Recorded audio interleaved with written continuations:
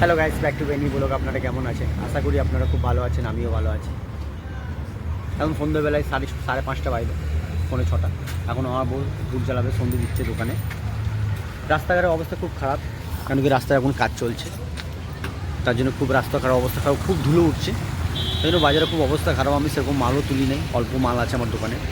বাজারে খুবই অবস্থা খারাপ। এই রাস্তাটা কবে হবে কমপ্লিট জানি না।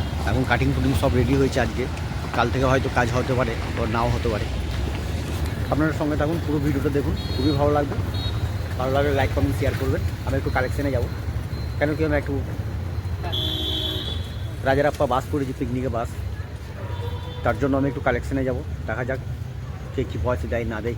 এমনি পুরো টিকিট শেষ হয়ে গেছে আমার কাছে, পুরো টিকিট শেষ, একটাও টিকিট নেই আমার কাছে। সব টিকিট সব 65টা সিট বুকিং হয়ে গেছে।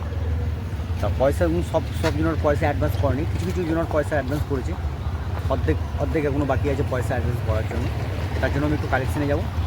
আমার বউ এখন ধূপ জ্বালাচ্ছে, তো এখন দোকানে থাকবে। আমি যাব 1 ঘন্টা পর আমি আসবো কালেকশন করে।